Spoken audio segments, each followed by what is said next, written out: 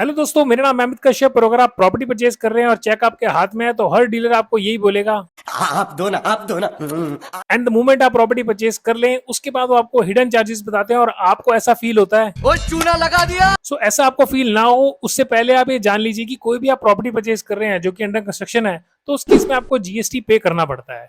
GST कितना लगता है इस वीडियो के एंड तक आपको पता चल जाएगा और कितना नहीं लगता है ये भी आपको इस वीडियो के एंड तक पता चल जाएगा। कटिंग शॉर्ट, अगर आप ऐसी कोई भी प्रॉपर्टी परचेज कर रहे हैं जो कि रेडी टू मूव इन है या फिर एक वेकेंट लैंड है, उस केस में आपको जीएसटी चार्ज होगा जीरो। जी हाँ, उस केस में जीरो चार्ज होगा, आपको कोई भी जीएसटी पे नहीं करना है। यानी कि अंडर कंस्ट्रक्शन प्रॉपर्टी या फिर ऐसा फ्लैट जो कि बना हुआ है, रजिस्ट्री होने वाली है, रजिस्ट्री हो रही है, तो उस केस में आपको जीएसटी पे नहीं करना है, 0% आपको चार्ज होगा। Coming to the next point कि जीएसटी किस किस को चार्ज होगा। जीएसटी उस केस में चार्ज होगा कि जहां की प्रॉपर्टी है वो अंडर कंस्ट्रक्शन है, अभी आपको पोजेशन मिलेगा कुछ सालों के अंदर, या फिर ऐसी प्रॉपर्टी जिसका भी ओसी जिसको बोला जाता है ऑक्यूपेंसी सर्टिफिकेट ना आया हुआ हो। यानी कि ऐसे केसेस जहां पे प्रॉपर्टी भी रहने लायक नहीं है, वो भी अंडर कंस्ट्रक्शन ही है, उस केस में आपको जीएसटी पे करना पड़ेगा। जीएसटी कितना पे करना पड़ेगा?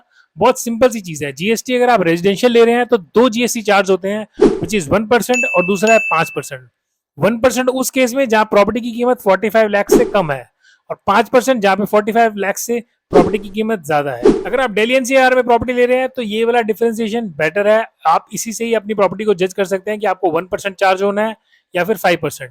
अपार्ट फ्रॉम दिस जो गवर्नमेंट का रूल है वो ये रूल है, 1% उस केस में चार्ज होता है जहां पे प्रॉपर्टी अफोर्डेबल हाउसिंग में आती है और 5% उस केस में चार्ज होता है जहां पे प्रॉपर्टी नॉन अफोर्डेबल हाउसिंग में आती है। और इसका क्राइटेरिया यही है, 45 लाख से कम या 45 लाख से ज्यादा।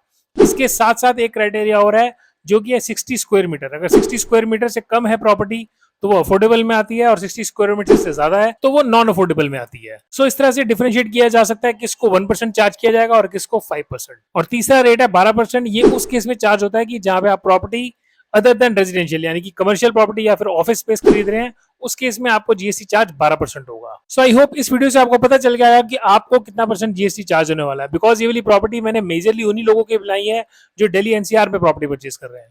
तो कितना जीएसटी आपको लगने वाला है मुझे कमेंट सेक्शन में लिख के जरूर बताइएगा, या फिर अगर आपको हाउसिंग लोन से कोई भी रिलेटेड इंक्वायरी है तो मुझे कमेंट सेक्शन या फिर व्हाट्सएप पे जरूर लिखिएगा। This is end of the video. अगर फिर भी कोई क्वेश्चन क्वेरी है तो comment section is always open for you. This is Amit Kashyap signing off and thanks for watching this video दोस्तों।